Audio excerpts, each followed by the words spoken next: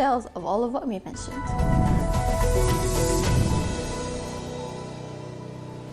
Welcome back. Proud of its African identity and always taking initiatives to boost bilateral relations with other African countries, Algeria announced to its airlines Air Algérie a new direct flight Algiers-Douala, opening by this prospects for bilateral cooperation that we discover more about with Yassine Hamdi. The Air Algérie plane finally landed at Douala's international airport in Cameroon. This new airline between Algiers and Douala will strengthen the relations between the two countries, especially in the sector of economy.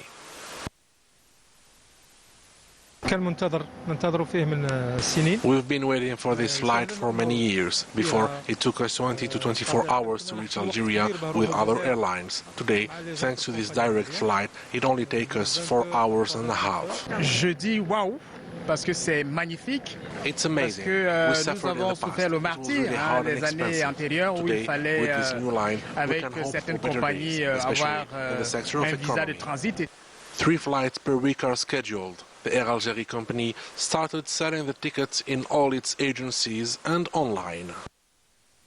This new line will allow the Algerians living in Cameroon to fly directly to Algeria and win time. We will have other discussions with the Cameroonians for a partnership in the maritime sector.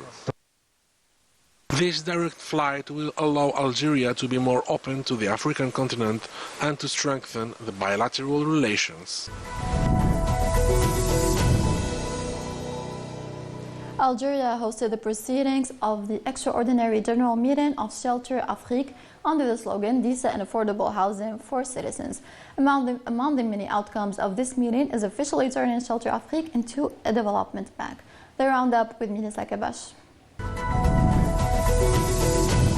According to Prime Minister Ayman bin Abdurrahman, the holding of the General Assembly Shelter Afrique in Algeria constitute an important layover in the reinforcement process and the convergence of views between African continents.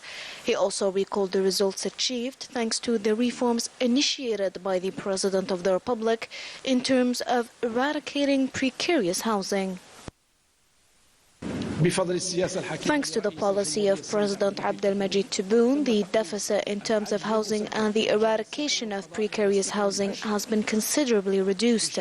Within this framework and the support granted to the sector, 1,074,932 housing units were distributed from 2022 to 2023, allowing 4 million citizens to benefit from decent houses. The concretization of all these projects improved the living conditions of citizens. 40,188 families were rehoused, in addition to important financial packages exceeding 140 million dedicated for these programs. Uprooting precarious housing is among the state's priorities within the housing field until its complete eradication. Prime Minister bin Abdurrahman indicated our country's advantages as well as our investment policy towards African countries.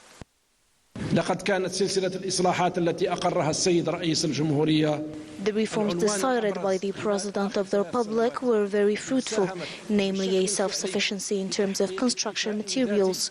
We hope to export these products towards other African countries. We've reached a production of 38 million tons of cement per year, 6 million tons of concrete, 40 million tons of bricks and red products, more than 180 square meters of ceramic, and 4.6 million square meters of marble and granite. These competences and national skills allow our country to be ready to export its experiences towards brotherly African countries and accompany them in the achievement of their different development programs with the addition and quality.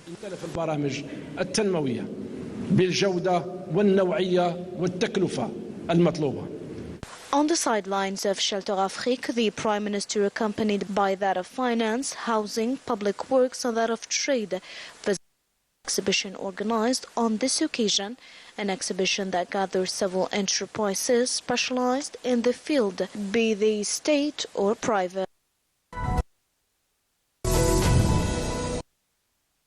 2023 Digital Government in Africa Summit took place in Zambia. The country the summit to present its experience in increasing and facilitating access to digital means. The full story is with Paul Shalala.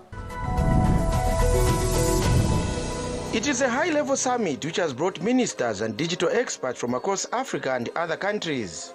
The 2023 Digital Government Africa Summit is being held in Chongwe to find ways of increasing digitalization on the continent.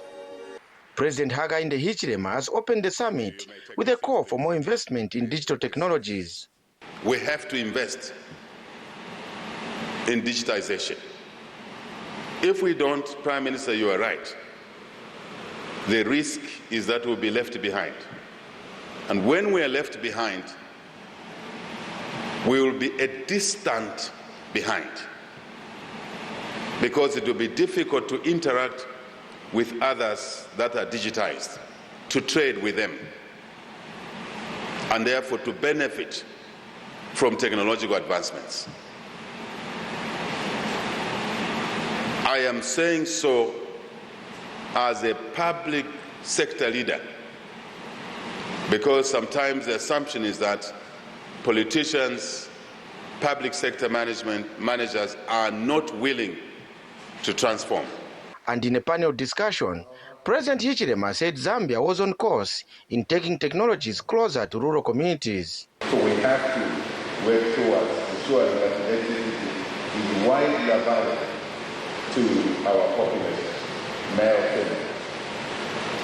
Where we cannot get, if you like, brief connectivity, we must go off. And this country, we in Zambia are now looking at many ways of the take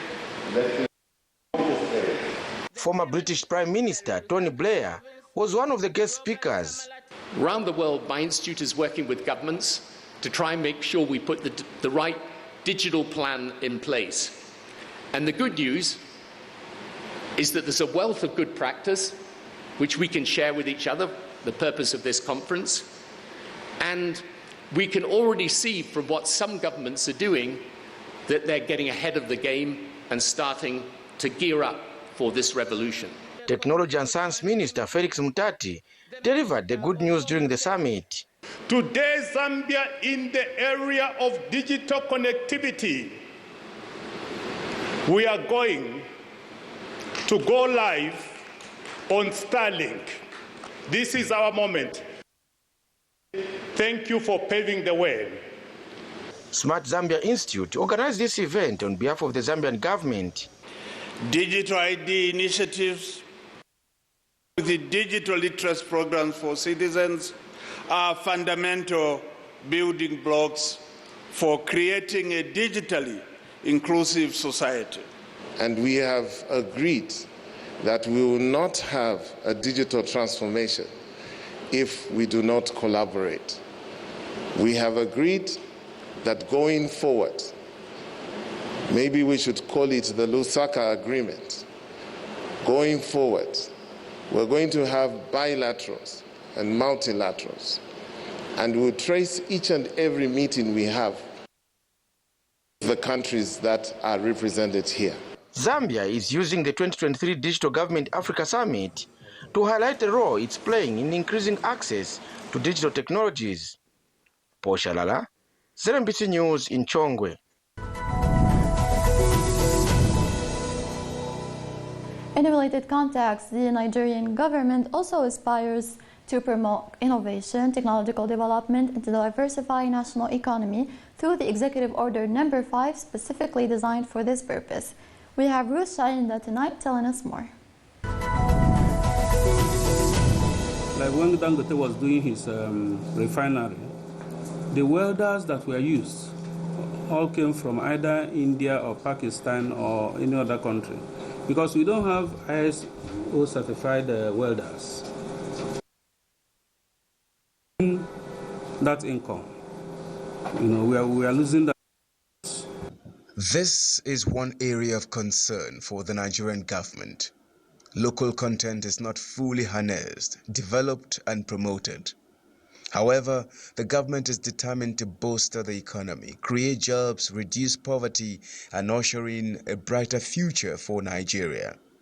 And the magic wand for the Minister of Innovation, Science and Technology is Executive Order Number 5, which government wants to deploy to address the challenges by providing support for made in Nigeria goods and services, development of homegrown capabilities, and the capacity to maintain, redesign, reproduce, rededicate, and duplicate infrastructure built in Nigeria for self-reliance and development. This drive to industrialize explains the federal government's push for establishment of 6 centers to train indigenous welders to international standards, one each in the geopolitical zones of the country, who will be ISO certified. So that is why, in the wisdom of our president, he has asked that we do everything in line with Renewed Hope agenda. We do everything to make sure that those centers are established so that our people will get certification, will get the training needed, and get certification from international bodies to upgrade them to international standard. That way we are not going to be importing labor like we are doing today. We will have labor in abundance to service all those welding work. That the Presidential Executive Order Number 5 has introduced what is called domestic firm. The Executive Order Number 5 also seeks to closely monitor and promote the capacity of Nigerian professionals and contractors in science, engineering and technological programs to compete favorably with their counterparts globally. In the meantime, there is a Strategic Implementation Task Office of the Executive Order with a mandate of operationalizing these objectives with its Presidential Monitoring and Evaluation Council. Justin Bemunyi, NTA News. These were our stories for tonight. Please stay tuned for the next segment, which is our expert opinion with Mr. Monsef Boudarba, who is the Vice President of the Algerian Confederation of Businessmen, on the first story, namely the direct flight from Algiers to Douala and how it boosts trade cooperation, especially in light of the African Continental Free Trade Area. See you in a bit. According to all the recent decision of opening flights and Air Algérie, which is the Algerian company going to Africa, we consider this is an important decision from the president to support the Algerian foreign trade policy, the new foreign trade policy implemented by the president, to give all the support, the logistic and transportation facilities for the Algerian companies that are involved in exporting our industry or also our agriculture. This is very important, and this will consolidate our foreign trade policy to have more possibilities and logistical support to take our products to our friends in Africa. I think the Algerian industry product is in a high level today, is an international standard. So this deserves all the to implement a new foreign trade policy for our companies and to implement and increase our participation in fairs and also opening, new markets. And that will, strengthen our, economy. This will give us more and more, revenue, and also to diversify our economy. So all the decisions that are taken by the president and implementing in the field will give more and more, support to our economy and to increase our revenue. And thank you very much. Thank you. That's all we have for tonight's episode. Thank you so much for tuning in, and we hope you discovered more about our rich continent. I'm Laetitia Sitravi, that was Browse in Africa.